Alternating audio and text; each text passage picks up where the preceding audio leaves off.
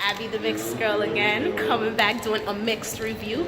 So we are about to go see The Incredibles 2. So I know a lot of people loved it because it came back and it's been a couple years. So we're gonna do a review and we're gonna tell you guys how we feel about it. See you soon. Hey guys, it's Abby the Mixed Girl back at it again. So I am doing another review on The Incredibles 2, the movie that literally has just come out, and it's been a couple years actually since the movie came out.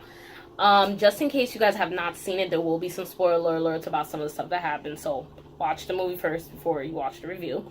So in the beginning of the movie, it starts off with the Incredibles fighting crime, and I really like this scene because like it kind of just jumps into the action already, and it's action packed. But even before that, we see Violet is at school, and Violet gets a date with the guy of her dreams, Mr. Tony.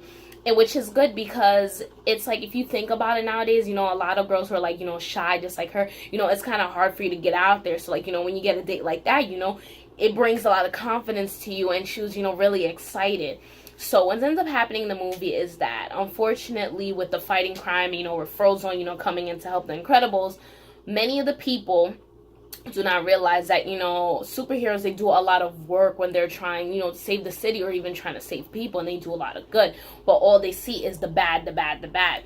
So the problem that the Incredibles have always had is that they always had to go into hiding, and so has other superheroes, because a lot of the people do not approve of superheroes. They don't approve of, how you call it, vigilantes.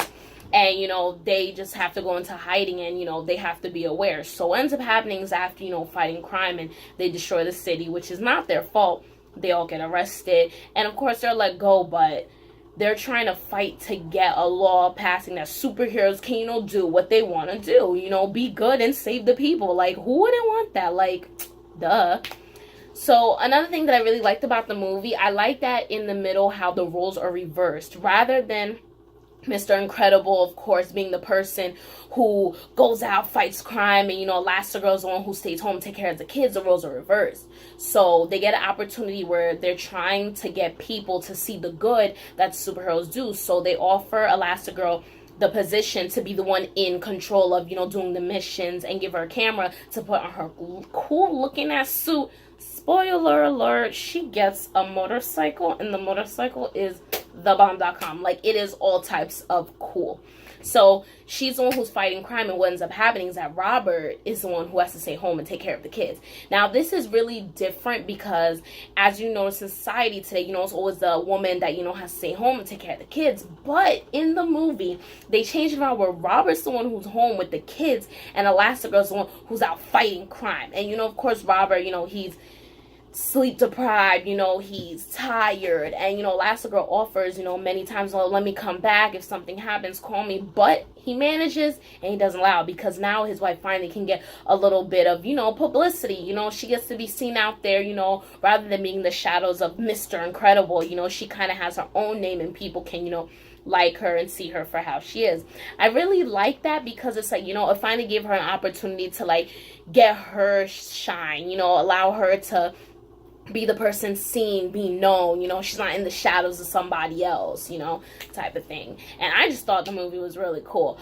What I also liked is how towards the end of the movie, when she finds out who Screensaver is, it's of course the girl who was trying to help them, but in reality she actually wasn't trying to help them. So when she figures out that she is the one that's Screensaver, she puts the mask on them, so like any type of mirror or anything that you're looking at will hypnotize you. So she puts it on Elastigirl, and what's up happening is that they call Robert, tell him, oh, I think she's been captured by Screensaver. And in reality, she's the one who's playing Screensaver.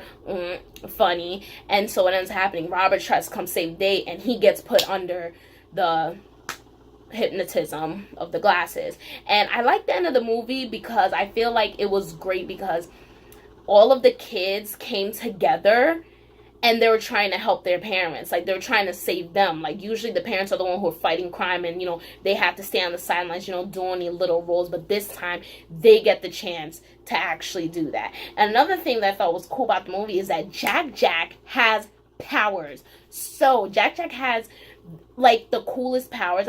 Honestly, I think he has the coolest power out of all of them, because I guess if you give him a cookie, he transforms into this ugly monster, and then when it's happening, he can like catch on fire, which is cool. He has like laser beams, like he has multiple powers. He can like multiply himself. Like, I thought that was like the coolest thing, because like if you saw in like the previous movie and like now that we never saw Jack Jack have any powers or like show that he had any powers. So like when he just came out of nowhere with powers, I was like, oh my gosh, look at this. Now he got powers. He's mad cool. So I thought it was really cool. And another spoiler alert, in the beginning of the movie, Violet takes off her mask and Tony sees it's her. Oh my god. I was like, oh no. So what ends up happening is that Robert has to go to one of his friends and makes him erase Tony's memory, so the date that they were supposed to go on, it like never happened, and she was so destroyed. And you know, Robert, being a stay-at-home dad, you know, new to this, was trying his hardest to try to help, and he apologized to her, and she's, you know, appreciative of it. And at the end of the movie, they get screensaver, they take the glasses off, and they capture her ass, which is what she gets, because the whole reason why she was even upset and did this was because their father was really big into superheroes, and what he did was that he had a telephone line for each superhero. So when he was trying to call them, because they had to go into hiding, none of them would help him. And when people had broken into his house, he was shot and killed when he should have went to the safe room. But you know what? I don't think that's an excuse, because, you know, superheroes are the bomb and they do the best. So honestly, when they captured her ass, that's what she gets. I thought it was really great. And then, you know, they all together as a family fight crime. Now it's not going to be like, oh, you know, you watch Jack Jack and I'm going to do this and, you know, passing it off to the kids. Everyone in the family has come together and now they're all going to fight crime together. And I thought that was cool. So honestly, the movie was freaking wicked awesome. I thought it was the bomb.com, and you guys definitely got to watch it because it was worth waiting a couple of years. So I hope you guys enjoyed my review. Like and subscribe, as you know, and I'll see you soon.